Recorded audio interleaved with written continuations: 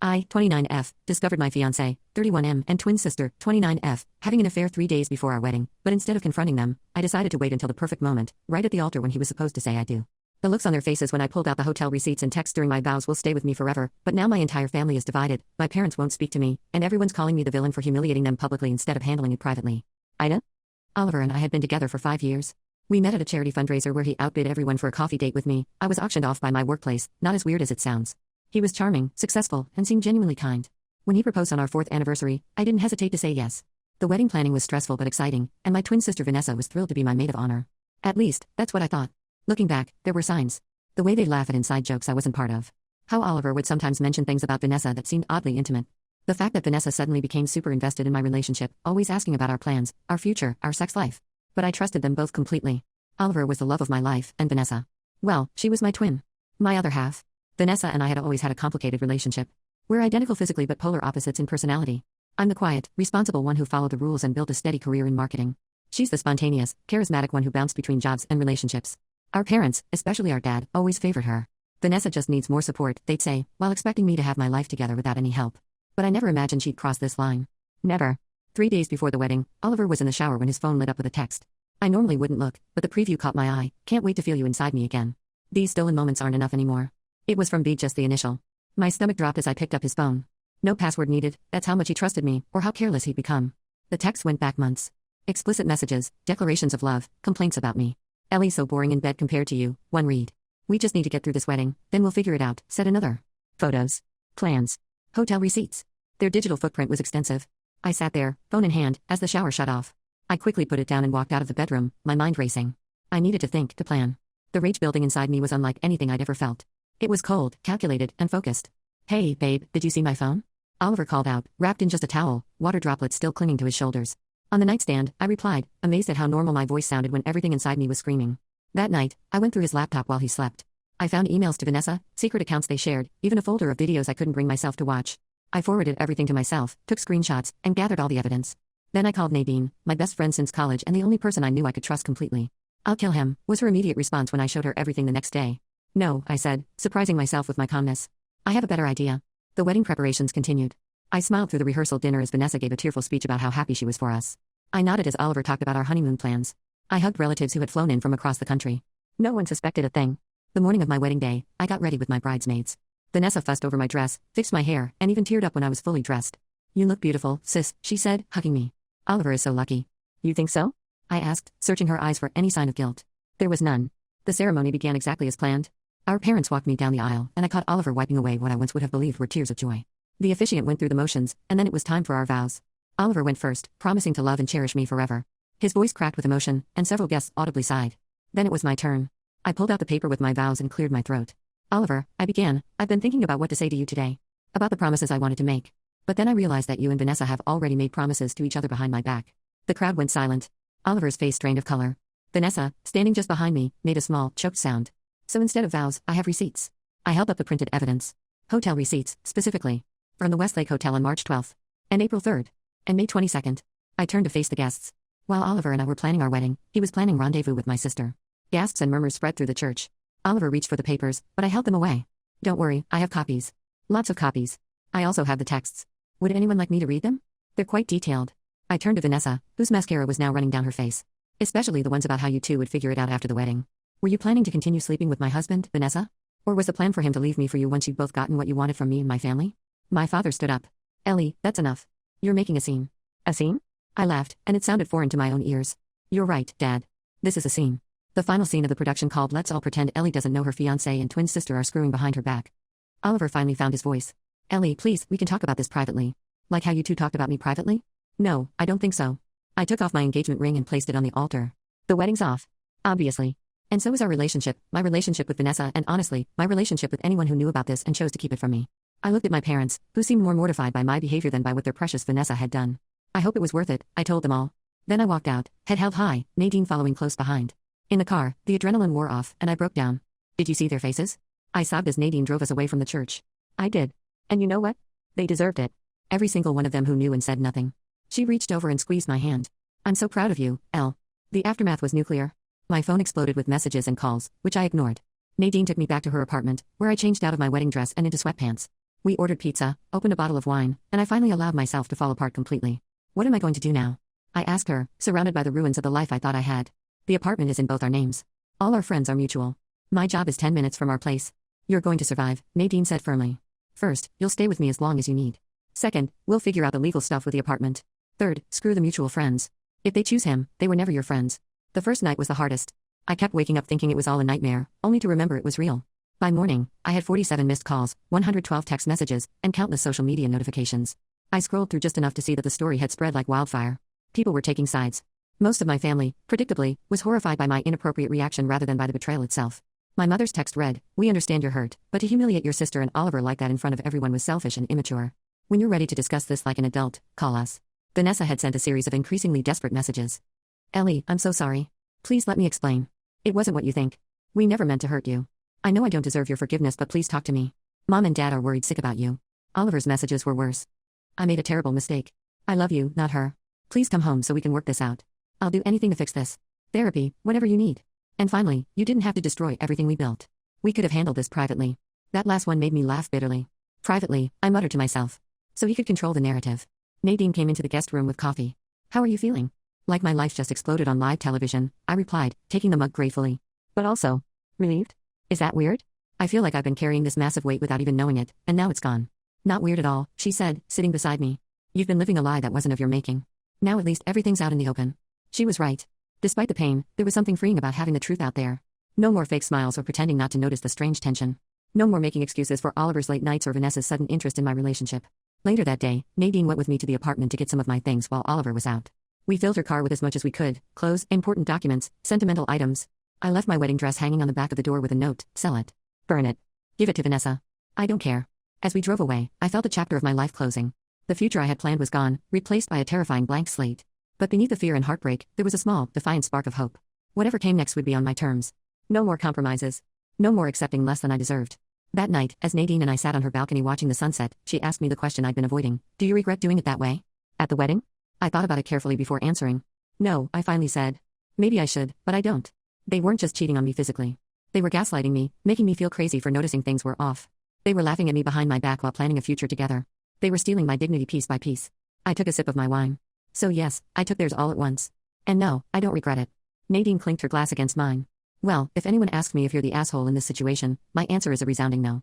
That night, I created a new email account and posted my story on Reddit, seeking validation from strangers when my own family wouldn't give it to me. Little did I know how much that decision would impact what happened next. First update.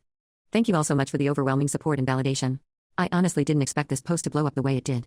Reading your comments has been one of the few things keeping me sane these past 2 weeks. To answer the most common questions: yes, I'm still staying with Nadine. No, I haven't spoken directly to Oliver or Vanessa.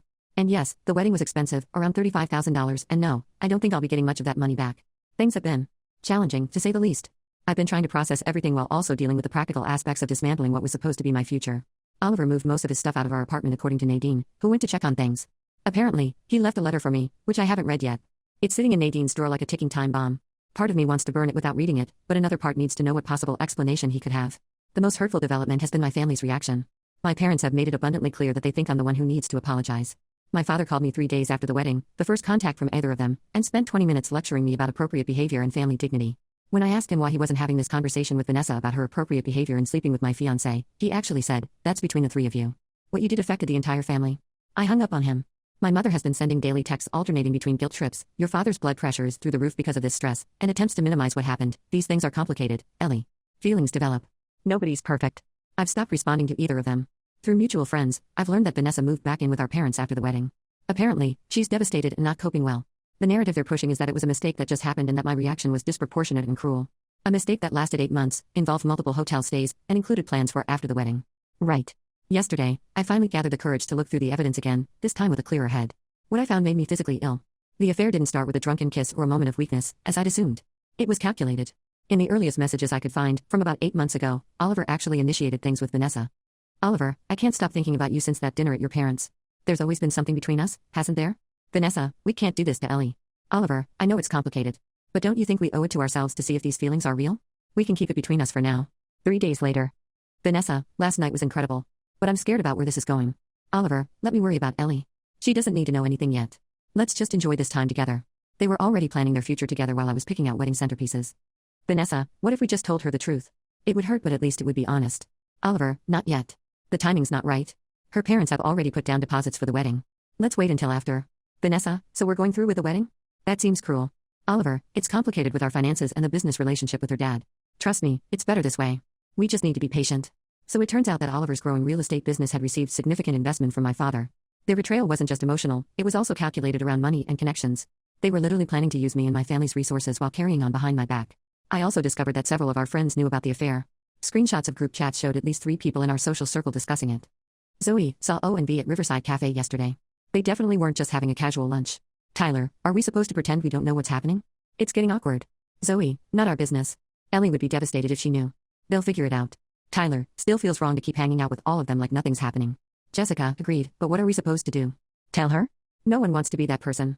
Reading those messages felt like being betrayed all over again. These were people who had smiled to my face, attended my bridal shower, helped with wedding preparations, all while knowing what was happening behind my back. I spent a full day blocking people on social media after that. Anyone who knew and said nothing. Anyone who's now taking their side. Anyone who's been sharing the story like it's gossip rather than my actual life falling apart. It felt good, therapeutic even, to digitally cut them out of my life. The most unexpected source of support has been my boss, Catherine. When I called to explain why I needed some time off, she was incredibly understanding. Take all the time you need, she said. And when you're ready to come back, we can talk about you working remotely for a while if that would help. The compassion from someone who isn't even family made me realize how little I've been getting from the people who should care the most. I've started seeing a therapist, Dr. Winters. She specializes in trauma and betrayal, and even though we've only had 2 sessions so far, it's helping to talk to someone objective. What you're experiencing isn't just heartbreak, she told me yesterday. It's a form of trauma. Your brain is trying to reconcile the people you thought you knew with their actual behavior, and that's incredibly painful work. We've been talking a lot about my relationship with Vanessa too, how the competition and our parents' favoritism created a perfect breeding ground for this kind of betrayal. Dr. Winters pointed out that Vanessa's choice to pursue Oliver might have been as much about winning against me as it was about him specifically. That insight hit hard, because it rings true. Vanessa always wanted what I had, and our parents always made excuses for her taking it. Last night, something happened that nearly broke my resolve. I was alone at Nadine's place, she had a work dinner, when a text came from an unknown number. It was Oliver. I know you've blocked me, but please read this. I made the biggest mistake of my life. It was never serious with Vanessa, it was just physical and I got carried away. You're the one I want a future with. The one I love. I told Vanessa it's over between us. Please give me a chance to make this right. I miss you. Our home feels empty without you. For a brief, weak moment, I considered responding. 5 years is a long time to be with someone. There's a comfort in the familiar, even when it's toxic. But then I remembered those messages planning to use me, to marry me while continuing their affair. I remembered the look on his face at the altar, not remorse for what he'd done, but shock at being caught. I took a screenshot of his message and sent it to Vanessa with just one line, thought you should see what your boyfriend is sending me. Then I blocked the new number. 20 minutes later, the buzzer to Nadine's apartment went crazy. I looked through the peephole to see Vanessa standing there, mascara running down her face, looking like a mirror image of myself from the day of the wedding. Ellie, please, she called through the door. We need to talk. He's been lying to both of us. Part of me wanted to let her in, to hear what she had to say, to maybe even find some solidarity in our shared pain. But I knew it would just be another manipulation. Another way for her to make herself the victim, to compete for who was more wronged. Go home, Vanessa, I said through the door. You made your choice. He told me he was going to leave you, she sobbed. He said you two weren't happy, that you were only going through with the wedding because of family pressure. I laughed, and it sounded hollow even to my own ears. And you believed him? Even while helping me pick out my wedding dress and planning my bachelorette party? You didn't think to maybe ask me if I was unhappy in my relationship? I'm sorry, she whispered, sliding down to sit with her back against the door. I'm so sorry, Ellie. I stood there, separated from my twin by 2 inches of wood in a lifetime of broken trust. Sorry you did it, or sorry you got caught? She didn't answer, which was an answer in itself. I'll have someone bring your things from the apartment, I finally said. Don't contact me again. Either of you. I listened to her crying for another minute before she finally left.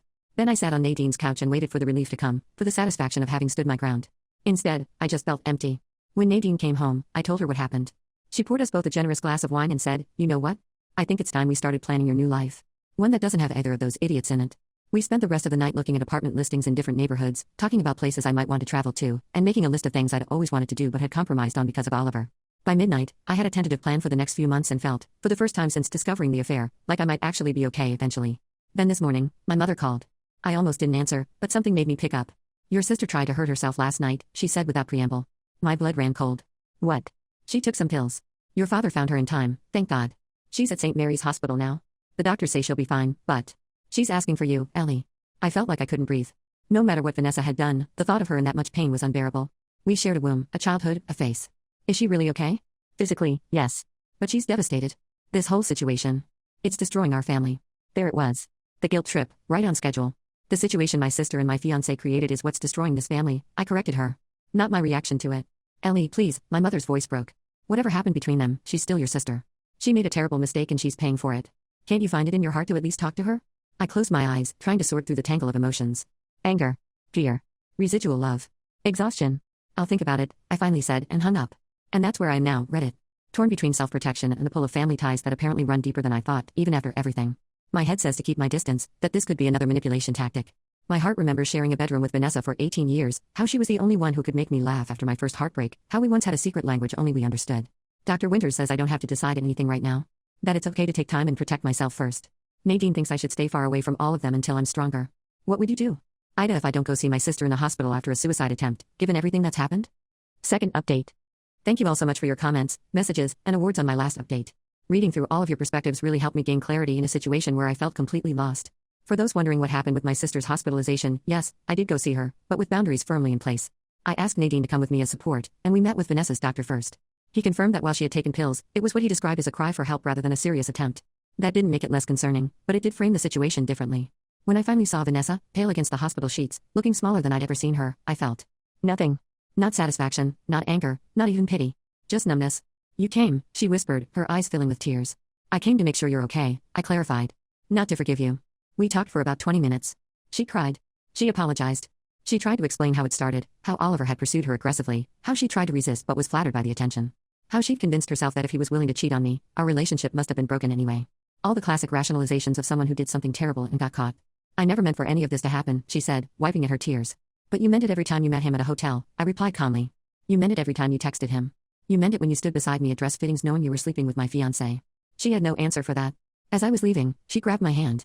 Can you ever forgive me? I can't lose my twin. I gently removed my hand from hers. You should have thought about that before you decided to sleep with Oliver. I hope you get the help you need, Vanessa. I really do. But right now, I can't be part of that process. The last thing she said as I walked out the door was, he's been seeing someone else too, you know. It wasn't just me. I didn't turn around, but those words have been echoing in my head ever since. In the 3 weeks since that hospital visit, things have moved quickly.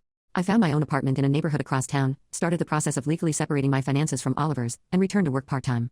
My lawyer says the lease situation is complicated but manageable. Thank goodness we weren't married yet, at least there's no divorce to deal with. The bombshell came last week when I finally met with Oliver to divide our shared possessions. We agreed to meet at a coffee shop, neutral territory, with our respective friends as backup. He looked terrible, unshaven, dark circles under his eyes, clothes wrinkled. Some small, vindictive part of me was pleased to see it. I never meant to hurt you, he began, the same line Vanessa had used. Fascinating how you both keep saying that, I replied. Especially given the texts I read planning exactly how and when you'd hurt me. He had the decency to look ashamed. Those were. I was confused. I didn't know what I wanted. Clearly. I pushed a folder across the table. This is the inventory of everything in the apartment. I've marked what's mine, what's yours, and what we bought together. My lawyer suggested we either divide the shared items or sell them and split the proceeds. He looked surprised. You have a lawyer? Of course I have a lawyer. Did you think I was going to trust you to be fair after everything? We went through the list item by item. The process was clinical, detached. But just as we were wrapping up, he said, "Can I ask you something?" I nodded reluctantly. If you knew for 3 days before the wedding, why did you wait? Why go through with the ceremony just to humiliate us? I looked him straight in the eyes. Because you took away my agency. My dignity. My ability to make informed choices about my own life. For 8 months, I was living in a reality you two constructed. So yes, I wanted you to feel what that was like, to think everything was going according to plan and then have the rug pulled out from under you. He was quiet for a moment. I did love you, Ellie. Maybe not the way you deserved, but I did. That's the thing about love, Oliver. It's not just a feeling. It's a choice you make every day. And you chose my sister. Repeatedly. As I stood to leave, he said, Vanessa and I are over, by the way. After what she said at the hospital about me seeing other women. He shook his head. She was trying to drive a wedge between us even then. She's always been jealous of you. I laughed at the irony. So you cheated on me with my sister, who then lied to try to turn me against you further. You two really do deserve each other. I walked out feeling lighter, somehow. There was a finality to that conversation that I needed. But the next day, I received an Instagram message from someone I didn't know, a woman named Rebecca. You don't know me, it read, but I saw your story on Reddit, and I think we should talk. I was dating Oliver too. It turns out Vanessa wasn't lying after all. Rebecca and Oliver had been seeing each other for nearly a year, overlapping with both me and Vanessa. She sent screenshots of their conversations, photos of them together, even a booking confirmation for a weekend getaway they'd taken while I thought he was at a business conference. In one particularly damning text, Oliver had complained to her about juggling E and V and how he needed to keep them both happy until after the wedding because of business connections with my father. I forwarded everything to Vanessa without comment. She called immediately, but I let it go to voicemail. Her message was tearful. I had no idea, Ellie. I swear. He told me I was the only one besides you. I know that doesn't make what I did any better, but... God, what kind of person is he? The kind of person you both chose, I thought but didn't say. The revelation about Rebecca should have hurt, but strangely, it didn't. It just confirmed what I was beginning to understand. None of this was about me. Not really. It was about Oliver's pathological need for validation and Vanessa's lifelong need to compete with me. I was just collateral damage in their respective dysfunctions. Speaking of dysfunction, I had dinner with my parents last night. They'd been pressing for a family meeting to heal the rift, and I finally agreed, though I made it clear I wasn't ready to include Vanessa. The evening was tense from the start. My father kept trying to steer the conversation toward reconciliation, while my mother alternated between awkward small talk and sighs that could have shattered glass. Finally, after the main course, my father cleared his throat. Ellie, we've been thinking. This situation with Vanessa and Oliver has gone on long enough. It's time to put it behind us and move forward as a family. I put down my fork. It's been 6 weeks, Dad. Yes, and everyone is suffering. Vanessa is in therapy, Oliver's business is struggling, and you're clearly still angry. I am angry, I agreed. And I have every right to be. Of course you do, darling, my mother jumped in. What they did was wrong. But carrying this grudge isn't healthy for anyone, especially you. I looked at them both, these people who had raised me, who I'd spent my whole life trying to please, trying to be the easy daughter who didn't cause problems. Do you know what's not healthy? Expecting me to forgive a betrayal of this magnitude before I've even had time to process it. Prioritizing Vanessa's feelings over mine, yet again. Acting like I'm being unreasonable for needing space from people who hurt me deliberately and repeatedly. My father's face reddened. Now, Ellie, that's not fair. We've always treated you both the same. The laugh that escaped me was genuine. Are you serious? You've spent my entire life making excuses for Vanessa while holding me to impossible standards. When we were kids and she broke something, it was an accident. When I did the same, it was carelessness. When she failed a class, she needed extra support. When I got an A, you asked why it wasn't an A+. That's ridiculous, my mother protested. Is it? When she dropped out of college, you called it finding her path. When I changed majors, you didn't speak to me for a week because I was throwing away my potential. And now, when she sleeps with my fiancé for 8 months, you expect me to forgive her after 6 weeks because she's suffering.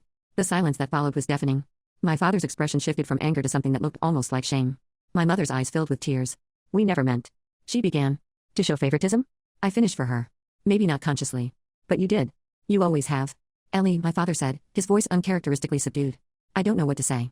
You don't have to say anything. But if you want any relationship with me going forward, you need to understand something. I'm done being the daughter who makes things easy for everyone else. I'm done accepting less than I deserve because it's convenient for the family dynamic.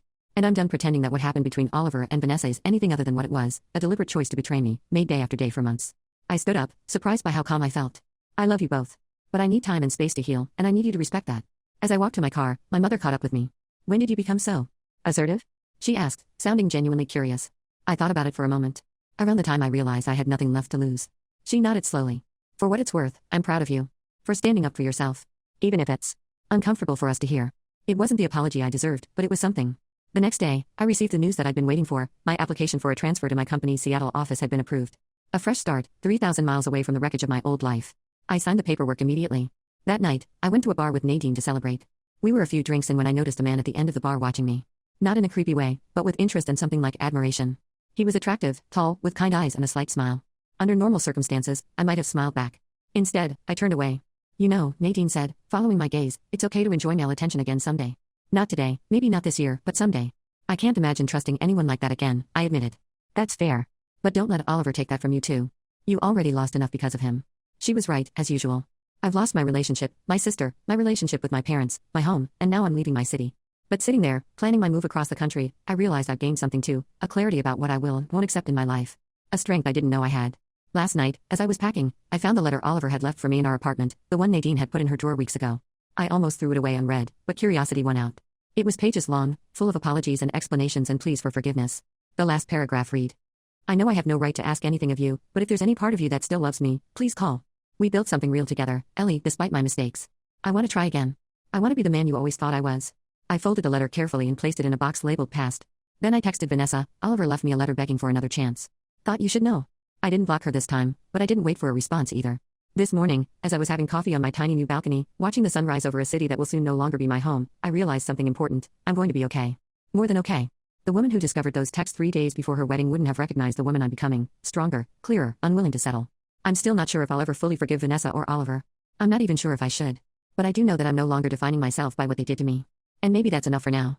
So, Reddit, as I prepare for this next chapter, I want to thank you all again for your support. It meant more than you know to have thousands of strangers affirm what my own family wouldn't, that I wasn't wrong to demand honesty, respect, and real love. That I wasn't the asshole for refusing to be anyone's second choice or consolation prize. I'll update again once I'm settled in Seattle. Until then, wish me luck. Final update. It's hard to believe it's been almost a year since that day at the altar when I chose myself over the lies I'd been living with. So much has changed that sometimes I barely recognize my life, and that's mostly a good thing. Thank you to everyone who has followed my journey and sent supportive messages all these months.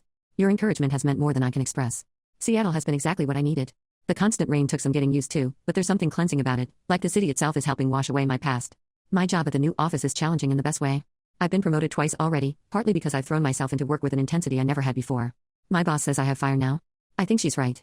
I've made new friends here, people who know me only as I am now, not as half of Oliver and Ellie or as Vanessa's twin.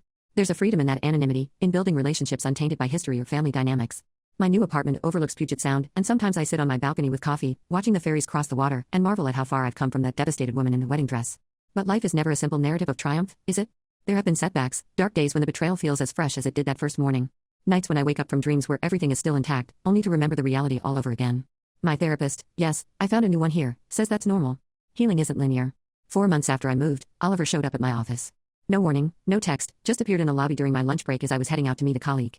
"Ellie," he said, standing as I exited the elevator. He looked good, better than at the coffee shop where we divided our possessions. Rested. Groomed. Wearing the blue shirt I always said brought out his eyes. My heart didn't race. My knees didn't weaken. I just felt inconvenienced. "What are you doing here, Oliver?" "I needed to see you. To talk in person." He stepped closer, lowering his voice. "I've been in therapy. Working on myself. Understanding why I did what I did." My colleague, Diane, raised an eyebrow at me. I introduced them briefly, then asked her to go ahead without me. When she left, I turned back to Oliver. "I'm listening," I said, checking my watch. "You have 5 minutes." He seemed taken aback by my detachment. "Could we maybe go somewhere more private?" "No. Say what you came to say." He ran a hand through his hair, that familiar nervous gesture that used to make my heart soften. "I miss you. Every day. I know I don't deserve another chance, but I had to tell you that I've never stopped loving you. That what happened with Vanessa, with Rebecca. It wasn't about them. It was about my own insecurities, my need for validation." "And?" I prompted when he paused, expecting me to respond. "And I've been working on those issues. I'm different now. I've learned what I almost threw away." He reached for my hand, but I stepped back. "Just dinner. One dinner. For closure if nothing else." I studied his face, the face I once thought I'd wake up to every morning for the rest of my life. There was sincerity there, and pain, and hope. A year ago, that might have been enough. "No," I said simply. His expression crumpled. "No? No dinner. No closure. No second chances." I adjusted my purse strap on my shoulder. "I'm glad you're in therapy. I genuinely hope you work through your issues and become a better person. But not for me. I'm not interested in being part of your redemption story." "You've changed," he said, sounding almost accusatory. "Yes. That tends to happen when your fiancé cheats on you with your twin sister and another woman simultaneously." He flinched. "I deserve that." "You did," I agreed. "But this isn't about punishing you anymore. It's about me choosing something different for my life. Something better." "I still love you," he said quietly as I turned to leave. I looked back at him one last time. "That's your burden to bear, not mine." As I walked away, I realized I felt nothing but a mild annoyance at having my lunch plans disrupted. No anger. No longing. No what-ifs. Just peace. It was the final confirmation that I needed. I was truly over him. I learned later from a mutual friend that Oliver had moved to Portland, just a few hours away from Seattle. The coincidence seemed suspicious until the friend mentioned that Oliver had been tracking my social media posts through mutual connections, even though I'd blocked him on everything. The thought that should have been chilling, that he'd relocated to be near me, just felt pathetic. I changed my privacy settings and went on with my life. The situation with my family has been more complicated. 3 months after I moved, my father had a minor heart attack. Not life-threatening, but serious enough to be a wake-up call. My mother called me in tears, and I flew back the next day. Seeing my father in a hospital bed, smaller somehow, more vulnerable than I'd ever seen him, shifted something in me. During my week back home, my parents and I had several long, difficult conversations. There were tears, accusations, defenses, and eventually, some genuine insights. My father actually admitted, for the first time in my life, that he might have favored Vanessa because she reminded him of himself, impulsive, charming, always needing to be rescued.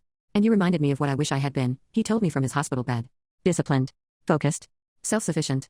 I think I pushed you harder because I saw so much potential, but that wasn't fair to you." My mother, too, had been doing some soul-searching.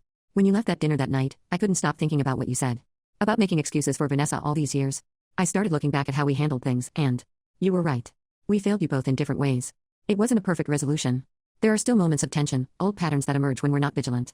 But it's progress. We talk weekly now, and their visits to Seattle have been surprisingly pleasant. They're trying, which is all I can ask for. As for Vanessa, that's been the most complex journey of all. 6 months after I moved, she sent me an email. "Dear Ellie, I've started and deleted this message 100 times. Nothing I say can undo what I did or make it hurt less. But I need you to know that I'm working on understanding why I betrayed you so deeply. My therapist has helped me see that I've spent my entire life defining myself in opposition to you. You were the good twin, so I became the bad twin. You were responsible, so I was reckless. You built a stable relationship, so I sabotaged it in the most destructive way possible. None of this is your fault. You didn't ask to be compared to me any more than I asked to be compared to you. But somewhere along the way, I started believing that I could only shine if you were diminished. That your happiness somehow came at the expense of mine. When Oliver first approached me, I told myself it was real love. That we couldn't help our feelings. But looking back with clearer eyes, I can see that it was about power and competition for me. About finally winning something that was yours. I'm not asking for forgiveness. I don't deserve it, and you don't owe it to me. I just wanted you to know that I understand now how deeply I hurt you, and I will regret it for the rest of my life. I miss my twin. I miss the person who knew me before I became this version of myself that I don't much like. But I respect your boundaries and your need for distance.